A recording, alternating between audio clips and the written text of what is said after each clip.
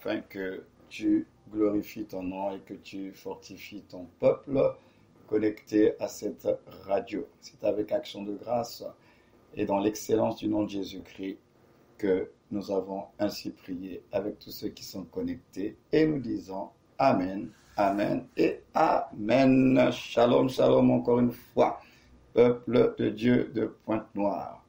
Alors nous allons continuer et terminer certainement aujourd'hui au sujet de Léa, comprendre un peu les différents enseignements que Dieu nous donne à travers la vie de cette femme. Nous sommes dans notre texte de base, Genèse 29, et nous nous étions arrêtés au verset 31, où la Bible déclare ceci: l'Éternel vit que Léa n'était pas aimée, et il la rendit féconde. L'Éternel vit que Léa n'était pas aimée, il la rendit féconde. Dans d'autres versions, on avait lu dans la version Darby, il était écrit que l'Éternel vit que Léa était haïe et il ouvrit la matrice de Léa. Alléluia. Donc, nous avions déjà commencé à parler sur le fait comment la grâce de Dieu, lorsqu'elle est manifestée, nous ne l'interprétons pas toujours de la bonne façon, un peu à l'image de Léa. La Bible dit que l'Éternel vit que Léa n'était pas aimée et la rendit féconde, c'est-à-dire il lui a donné la capacité de produire la vie. Léa a donc reçu l'onction de la part de Dieu pour procréer parce qu'elle n'en était pas capable. Donc elle rentre dans un mariage sans avoir cette capacité de procréer et Dieu va ouvrir sa matrice comme dit la version Darby, donc il va lui donner la capacité de porter la vie et de produire la vie. À ce sujet, nous découvrons que Léa est entrée dans le mariage donc sans la fécondité, sans donc l'onction, sans la capacité de produire la vie. Donc au regard de cela, on voit bien combien la vie de cette femme était faite de beaucoup de souffrances, de beaucoup de manquements, de beaucoup de soustractions.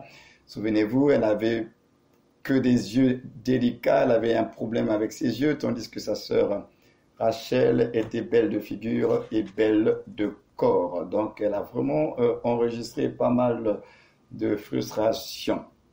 Et donc Dieu, dans sa grâce justement, va lui permettre de recevoir la grâce et l'onction pour manifester la vie. Donc, bien que mal aimée et rejetée, Dieu va bénir cette femme et il va lui donner l'onction. Alléluia. Dieu va lui donner l'onction, c'est-à-dire il va lui donner donc la capacité de produire la vie. Alors, qu'est-ce que l'onction? On va essayer de le définir rapidement dans des termes les plus simples possibles. L'onction, c'est la capacité surnaturelle que nous recevons de Dieu pour accomplir les œuvres de Dieu rattachées à notre appel et à notre destinée. Alors, je reprends que l'onction, là, je vous donne une définition très simple.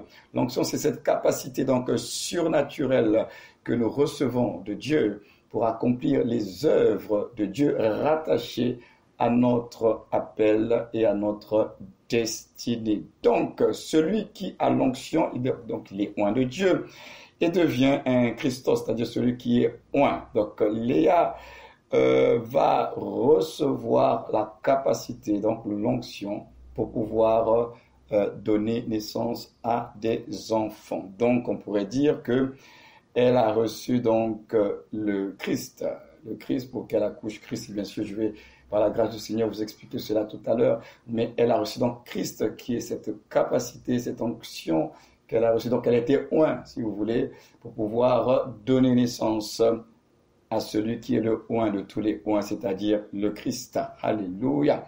Alors, comme Léa, l'Église d'aujourd'hui ne saisit pas toujours pourquoi Dieu lui a accordé la grâce en Jésus-Christ. Et pourquoi elle est bénie de toutes sortes de bénédictions en Christ? Parce que selon Ephésiens 1:3, il est dit que loué soit Dieu, le Père de notre Seigneur Jésus, le Christ, car il nous a comblés des bénédictions de l'Esprit dans le monde céleste qui toutes sont en Christ.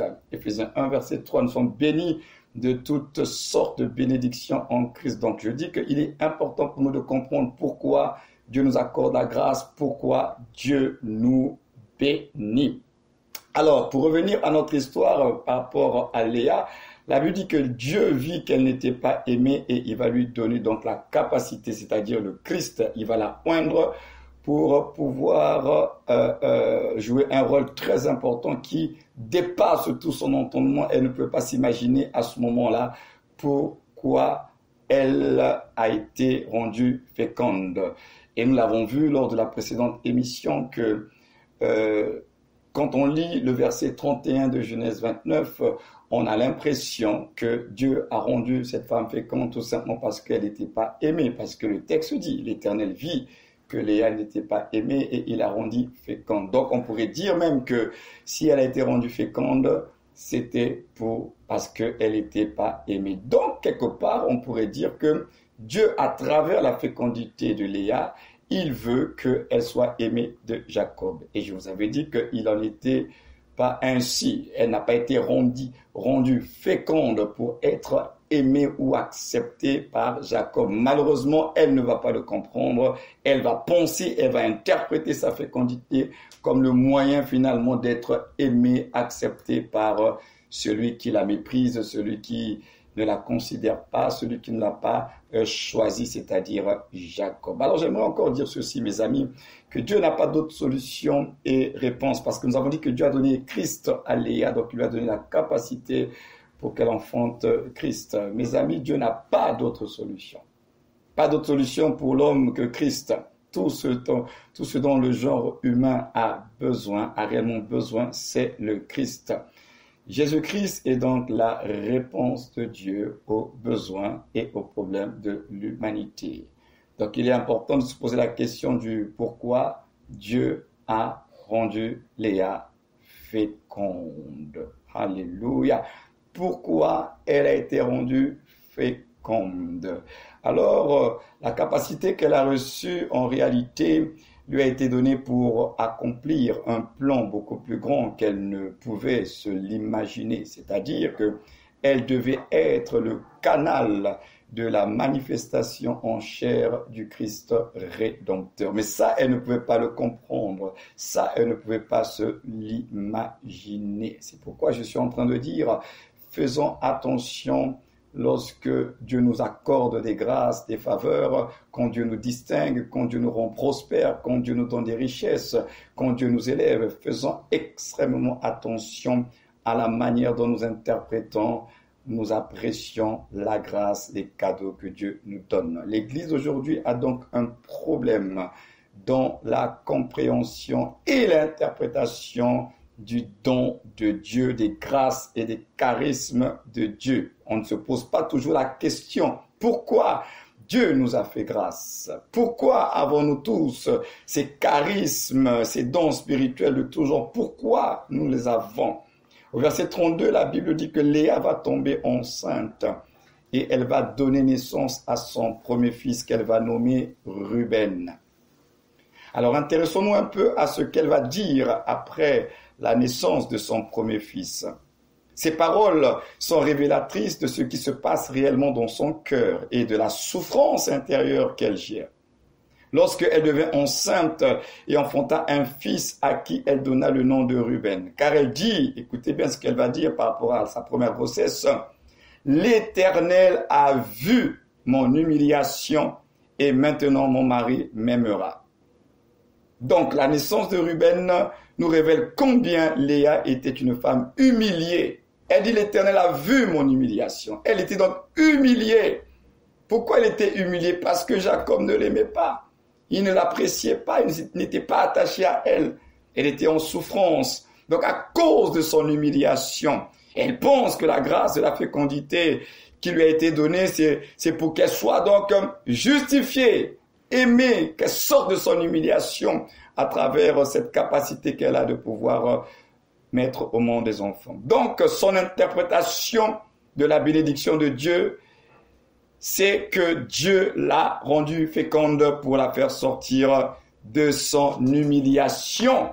et de lui permettre de gagner l'amour de Jacob. Vous voyez déjà que avec le premier enfant qu'elle va avoir, elle interprète mal. Bon, humainement parlant, n'importe qui aurait pu penser ainsi. Mais ce n'était pas la bonne interprétation. C'est vrai qu'elle était humiliée. C'est vrai qu'elle était en souffrance. Mais la grâce qui lui a été manifestée n'était pas le but, s'il faut le dire ainsi, de la grâce qui lui a été manifestée par la capacité d'être féconde. Ce n'était pas pour qu'elle sorte de l'humiliation. Ça peut paraître assez extrême ce que je dis, mais pourtant c'est la vérité. Tout ce que Dieu poursuit dans nos vies, c'est le plan qui s'est fixé. Dieu, il a un plan, il a un projet pour chacun de nous. Et quelquefois, pour atteindre le plan de Dieu, on peut passer par des situations qui peuvent apporter de la souffrance. Même si la souffrance n'est pas la volonté de Dieu ni le désir de Dieu, mais les chemins qui nous emmènent souvent à notre destinée, nous traversons souvent des vallées comme la vallée de l'ombre de la mort, comme la vallée de Baca, où il y a des pleurs, il y a la tristesse. Mais une chose est certaine, c'est que les différentes vallées de nos vies, vallée de l'ombre de la mort, vallée de Baca, ce ne sont pas nos terminus. Donc elle pense que Dieu a vu qu'elle était humiliée et mal aimée et lui a donc donné la grâce de procréer pour pouvoir la justifier aux yeux de Jacob et de son entourage. Mais en dépit de tout cela, malgré la naissance de Ruben, la situation de Léa ne changea point. Le regard de Jacob ne changea pas à son égard et elle continue donc à se sentir humiliée et elle est toujours mal aimée. Alors, puisqu'elle a reçu l'onction, donc la capacité de procréer, elle va de nouveau tomber enceinte et elle va enfanter un fils et elle dit « L'Éternel a entendu que je n'étais pas aimée, et il m'a aussi accordé celui-ci. » Et elle lui donna le nom de Siméon. Alors vous aurez remarqué que quand il s'agissait de Ruben, elle parle d'humiliation. Elle dit que l'Éternel a vu que j'étais humiliée, c'est pourquoi il m'a donné ce fils. Alors pour le deuxième enfant, elle dit que l'Éternel a entendu que je n'étais pas aimée. Donc ça veut dire que vraiment cette femme, elle était dans la souffrance parce que elle était donc dans le village et les gens devaient parler de sa situation. Puisqu'elle dit l'Éternel a entendu que je n'étais pas aimé. Donc certainement que les gens parlaient d'elle. Parlaient de cette femme, la femme de Jacob, la première femme de Jacob, celle qui n'est pas aimée. Et donc elle dit l'Éternel a entendu que je n'étais pas aimé. Et il m'a aussi accordé celui-ci. Et elle lui donna le nom de Siméon. Donc elle tombe de nouveau enceinte du deuxième fils de Jacob. Et encore une fois, elle ne comprend toujours pas pourquoi elle a été rendue féconde. Donc selon elle, après avoir vu son humiliation, maintenant Dieu a entendu qu'elle n'était pas aimée. Donc pour elle, Dieu ne pouvait que faire justice à son égard, puisque la nouvelle de son humiliation et de son rejet dans le foyer faisait la une des conversations du village de Sharon. Tout le monde parlait de Léa, la mal-aimée de Jacob, la femme humiliée et méprisée par son mari. C'est pourquoi elle dit que l'Éternel a entendu.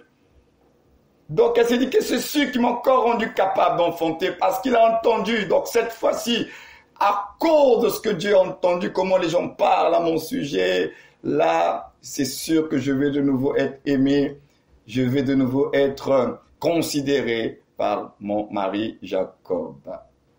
Alors j'aimerais dire ceci que, comme je le disais tout à l'heure, qu'il est bon de savoir que Dieu n'agit pas en notre faveur à cause de la souffrance ou de nos problèmes.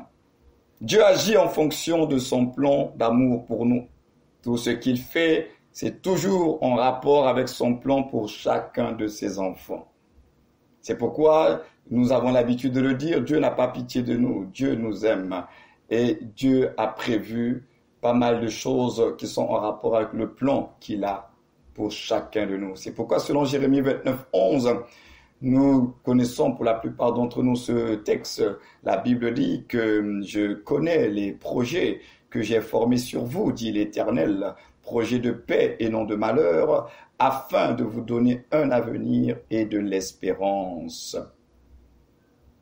Pour illustrer cela, regardez, les enfants d'Israël ont fait 400 ans de servitude et d'esclavage en Égypte.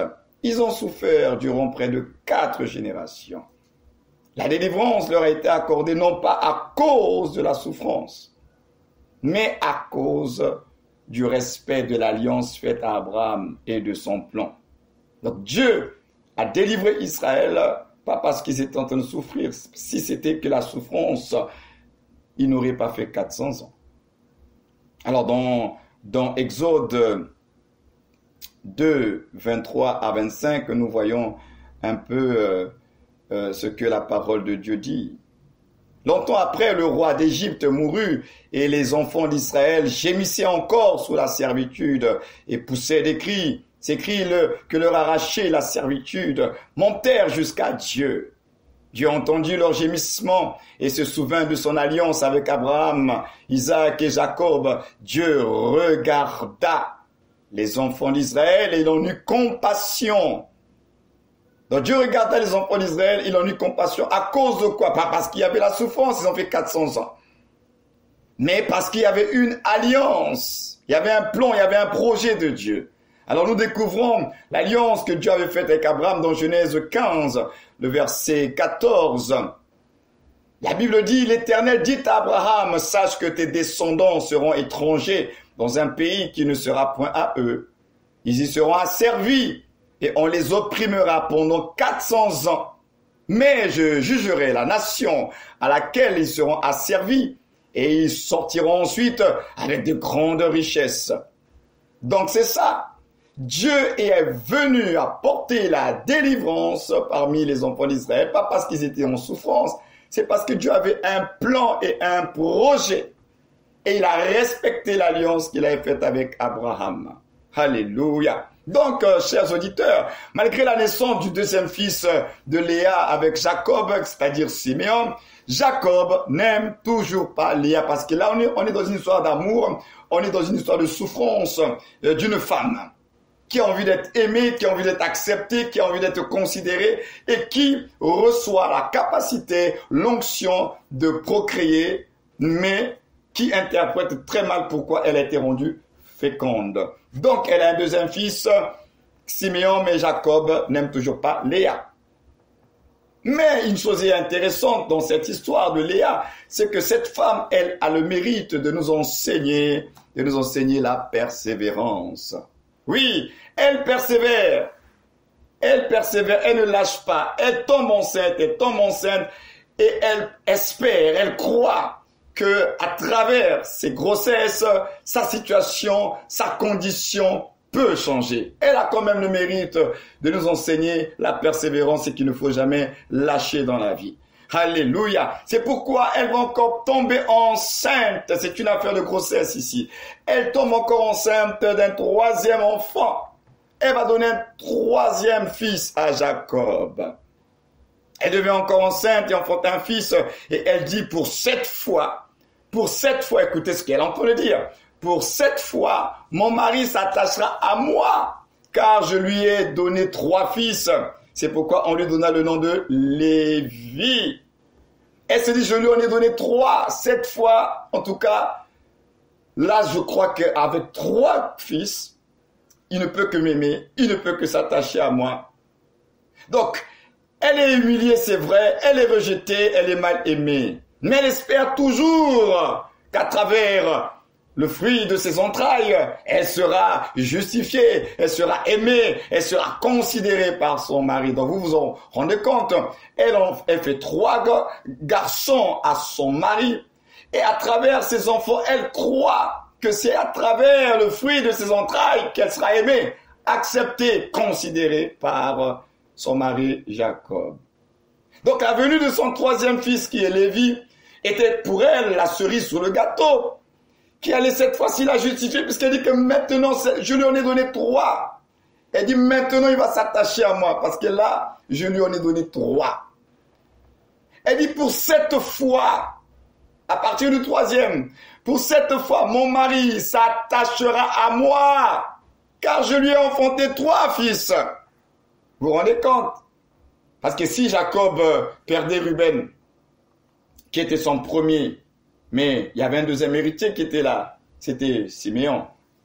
Et s'il arrivait que Siméon meure subitement, il y en avait un troisième qui était là, Lévi. Donc, avec les 3 premiers garçons, elle a garanti l'héritage de Jacob. C'est-à-dire que la famille de Jacob ne pouvait pas manquer un héritier. Elle en a donné 3.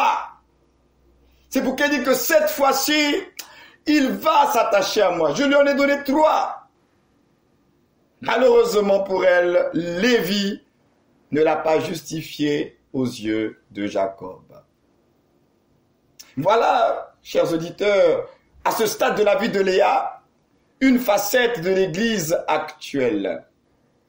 L'Église actuelle qui pense que la grâce de Dieu lui a été donnée pour servir ses propres intérêts et sa propre gloire. Parce que Léa, elle prend la grâce, la capacité qu'elle reçoit de mettre au monde pour se dire que c'est pour régler mon problème, c'est pour régler ma situation, c'est pour régler mon humiliation. Humainement parlant, cela peut être légitime, mais au regard de Dieu, ce n'est pas légitime. Parce que tout ce que Dieu fait et poursuit dans nos vies, il le fait pour sa gloire. Nous sommes des vases et des canaux, bien sûr. Il va nous faire participer à sa gloire. Mais tout ce que Dieu fait, il le fait pour manifester sa gloire. Donc, l'Église qui prend en otage la grâce de Dieu, l'Église qui pense que tout ce que Dieu fait pour elle est dû à ses mérites, à ses œuvres, à ses activités. Une Église qui monnaie la grâce de Dieu et qui tombe sans le savoir dans l'égarement de Balaam. Balaam qui a vendu la grâce au prix d'argent. Une Église aujourd'hui qui a mal compris la grâce de Dieu. Frères et sœurs, la grâce de Dieu est très mal interprétée et les dons de grâce sont à leur tour mal utilisés.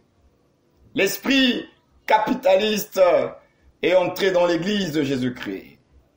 Un retour aux œuvres de la loi et au système sacerdotal mosaïque est constaté de nos jours.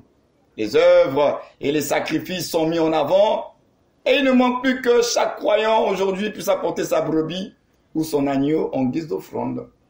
On retombe complètement dans les œuvres de la loi.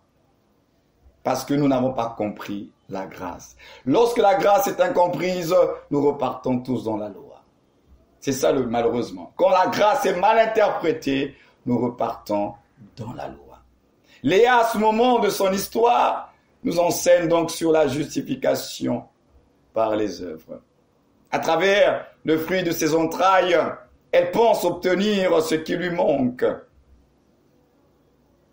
Elle avait obtenu, si elle avait obtenu ce qu'elle voulait à travers ses enfants, alors elle se serait dit, c'est parce que je lui en ai donné 3 que je suis aimé, je suis considéré, mon mari s'attache à moi. En fait, c'était ça son raisonnement.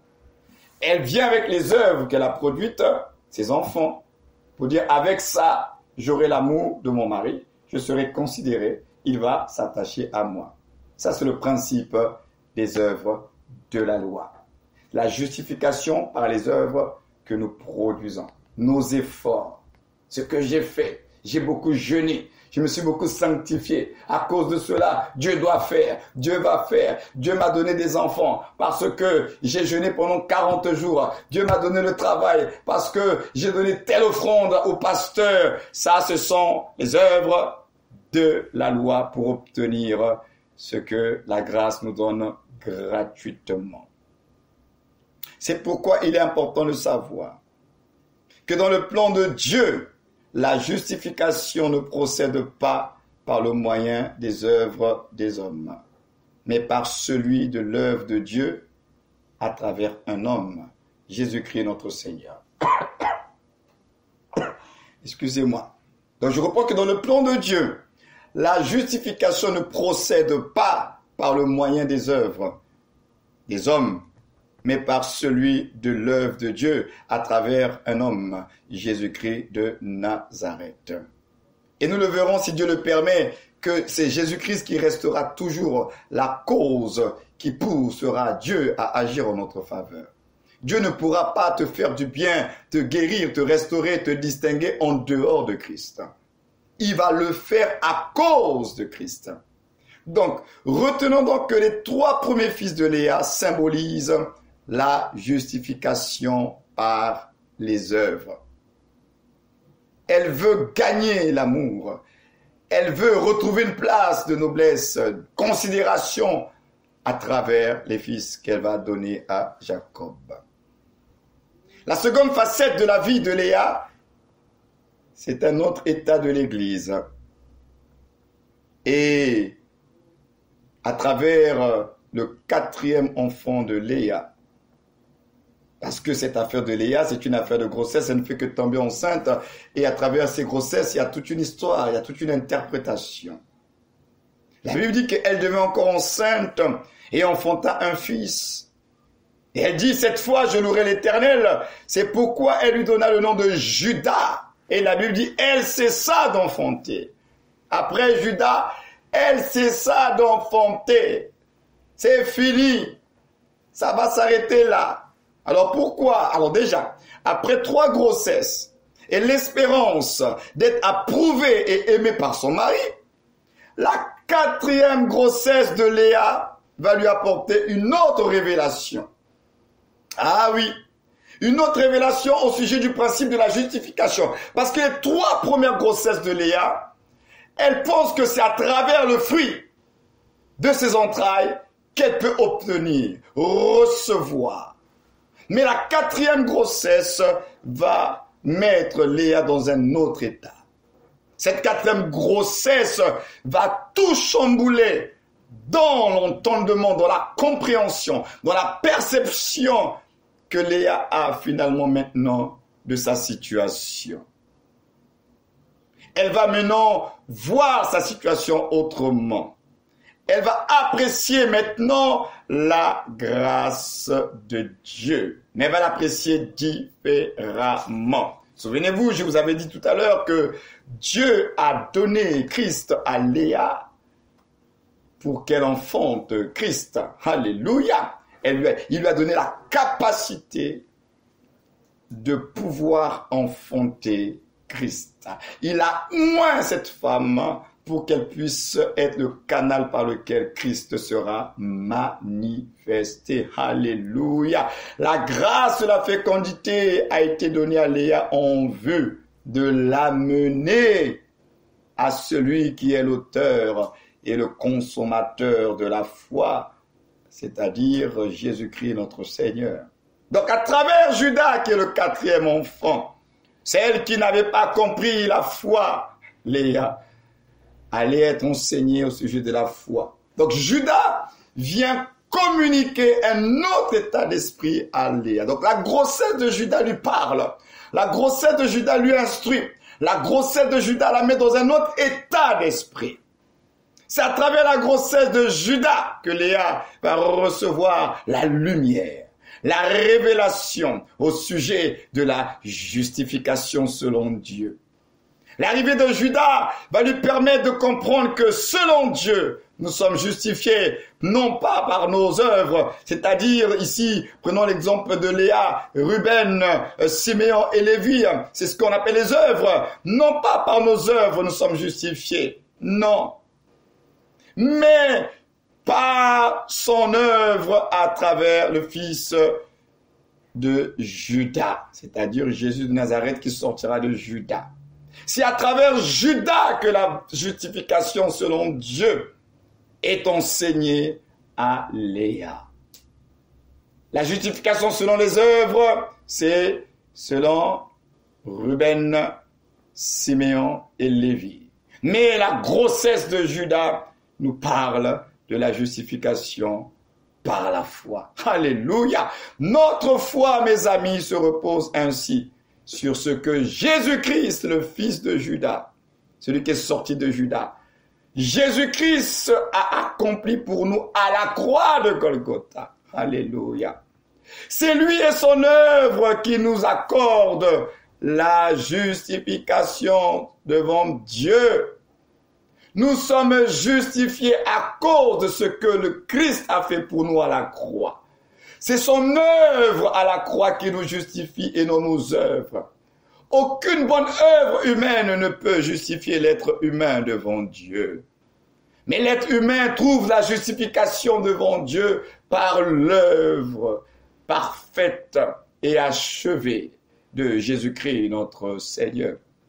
C'est pourquoi il est important de le savoir que Dieu nous sauve par Christ pour être en Christ et vivre pour la gloire de Christ. Oh, j'aimerais le répéter. Dieu nous sauve par Christ pour être en Christ et vivre pour la gloire de Christ.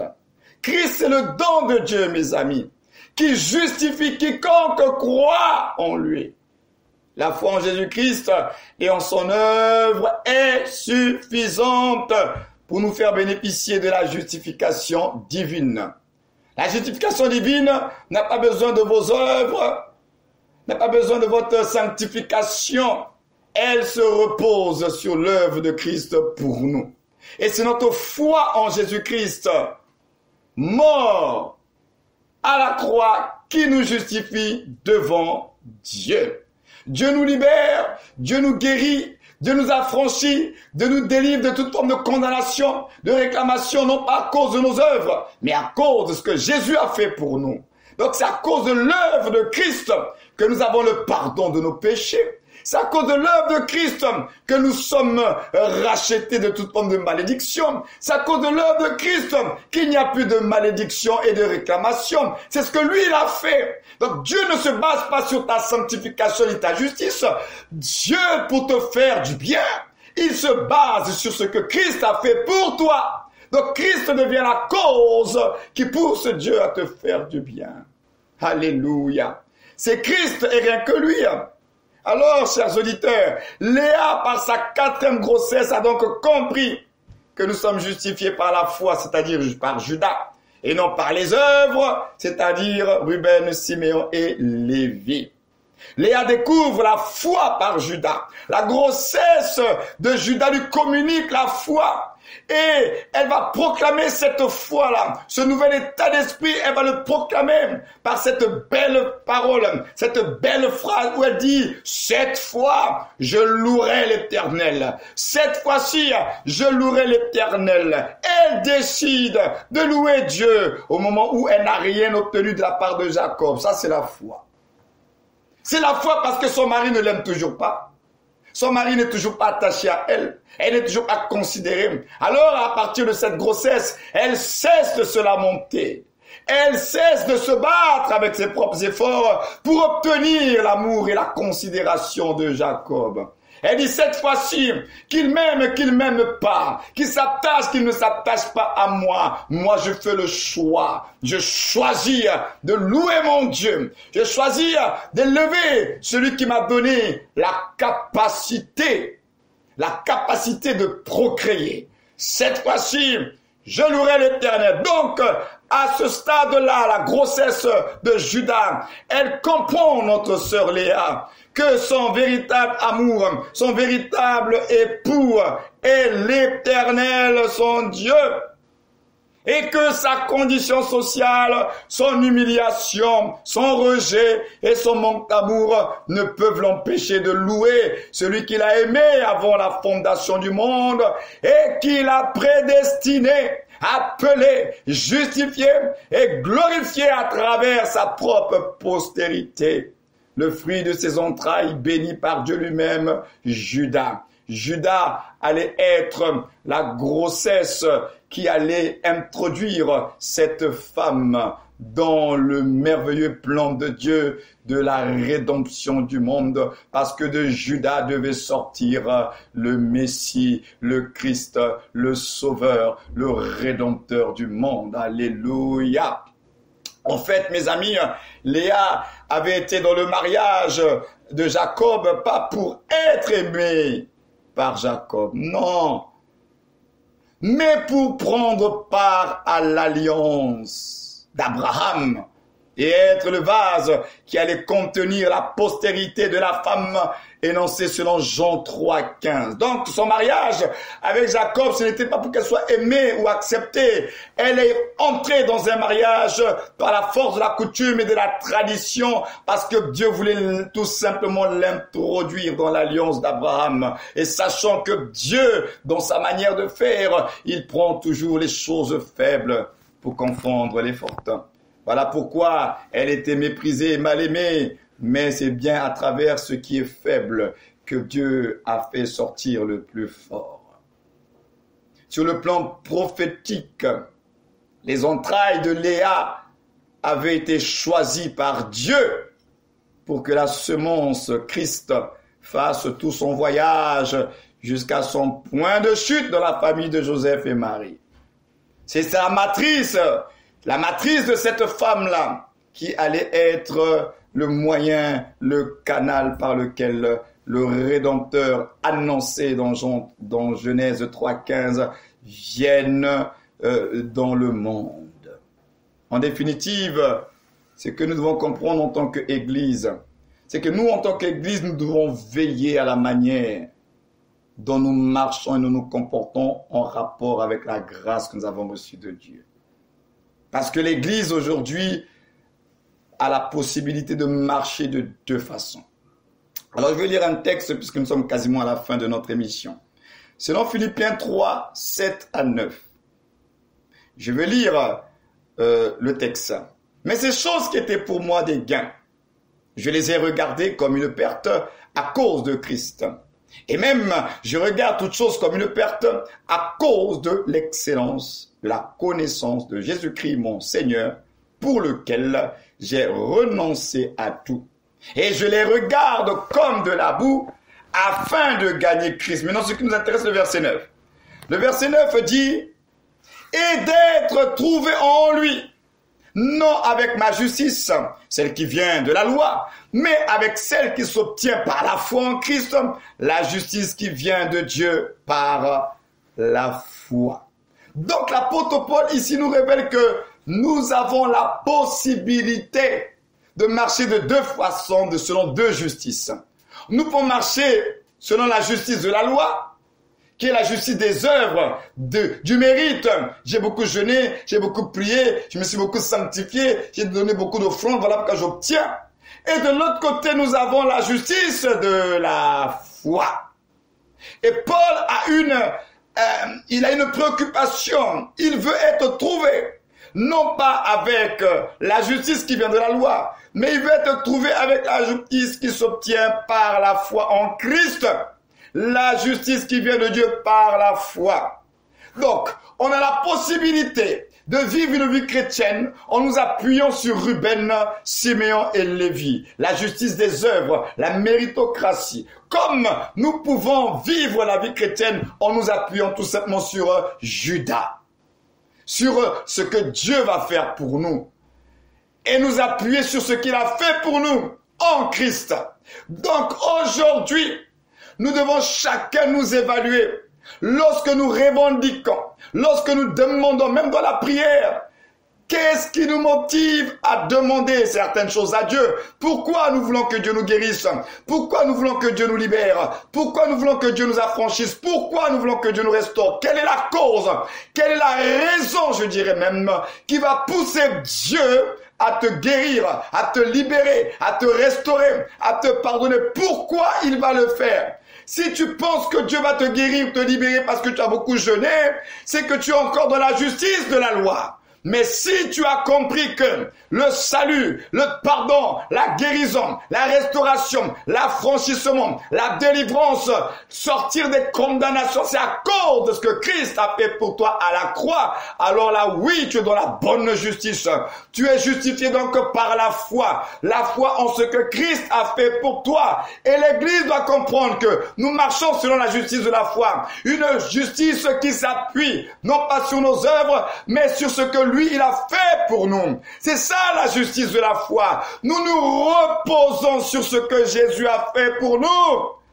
Et nous prions à cause de ce qu'il a fait pour nous. Nous demandons à cause de ce qu'il a fait pour nous. Et non parce qu'on a beaucoup prié. Et non parce qu'on souffre trop. Non, c'est à cause de ce que Jésus a fait pour nous. C'est à cause de son œuvre que nous demandons les choses. Voilà pourquoi il a dit que tout ce que vous demanderez au Père en mon nom, il vous l'accordera. Oh, souvent, mes amis, nous nous approchons de Dieu en notre propre nom. Seigneur, regarde, souviens-toi de moi, je souffre trop. Seigneur, souviens-toi de moi, il y a trop de misère, il y a trop de blocage. Oh, mais si vous vous approchez de Dieu avec votre moi, en votre propre nom, vous n'obtiendrez rien de Dieu. Mais par contre, si vous vous approchez de Dieu avec humilité pour dire Seigneur, souviens-toi de moi à cause de ce que Jésus-Christ a fait pour moi. Seigneur, souviens-toi de moi parce que Christ est mort à la croix pour moi. Il a porté mes maladies. Alors je veux être guéri parce que Christ a porté mes maladies à la croix. Oh Seigneur, souviens-toi de moi parce que Christ, de riche qu'il était, il s'est pauvre pour que je sois riche. Donc, je ne refuse de rester dans la misère et dans la pauvreté. Mes amis, l'œuvre de la croix, l'œuvre de Christ pour vous, c'est cette œuvre-là qui restera le référentiel de toute votre justification. Vous êtes justifiés, non pas par les œuvres de la loi, non pas par les œuvres, vos propres œuvres. N'oubliez pas, la véritable justification, c'est celle qui provient de la foi. Or, cette foi, elle nous a été communiquée par la croix. C'est la croix qui nous communique la foi.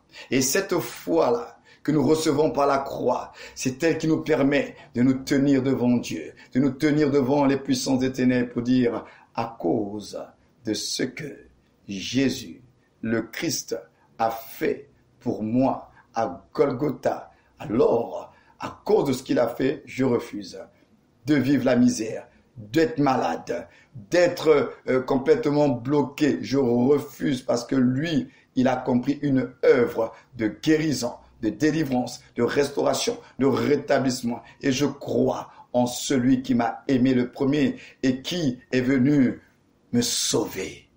Alors prions un instant, chers auditeurs. Seigneur, je prie pour un homme et une femme connectés qui peut-être s'est battu, bagarré, qui peut-être a cru que par ses œuvres, sa sanctification, elle pouvait obtenir de ta part. Oui, tu nous appelles à nous sanctifier, mais au final, le but même de ton intervention dans nos vies, tu vas le faire à cause de Christ. À cause de ce que Christ a fait pour nous, lui, l'apôtre de notre foi. À cause de son œuvre à la croix. Alors apprends-nous, Seigneur, à toujours tourner nos regards vers celui qui nous a aimés le premier, vers Jésus le Christ. Apprends-nous à apprécier et à considérer la grâce que nous avons en Jésus-Christ. Apprends-nous à nous réjouir de ce que lui, il a fait pour nous. Apprends-nous à ne pas nous attarder sur les réalités de notre quotidien, mais apprends-nous comme Léa, lorsqu'elle est tombée enceinte de Judas, à célébrer la grâce de Dieu. Apprends-nous à entrer dans la dimension de la foi, cette dimension où nous n'avons pas besoin de voir pour croire, mais nous croyons d'abord et nous verrons ensuite. Et c'est écrit, cette fois-ci, je louerai l'Éternel. Et je prie que l'on soit ainsi pour un auditeur, une auditrice. Cette fois-ci, mon frère, cette fois-ci, ma sœur, tu loueras l'Éternel. Alors tout ce que je peux te demander, change ton langage par rapport à la situation dans laquelle tu te trouves et regarde à la croix de Jésus, parce que l'œuvre de Golgotha, il l'a faite pour toi. Il ne l'a pas faite pour lui, il l'a faite pour toi, pour ton salut, pour ta guérison, pour ta restauration, pour ton relèvement. Alors oui, le salut est pour quiconque croit. Que le Seigneur vous bénisse, que le Seigneur vous fortifie et je vous dis à très bientôt. Shalom, shalom Et un très bon week-end à vous, chers auditeurs de la radio GDH. Que le Seigneur vous bénisse. Shalom, shalom.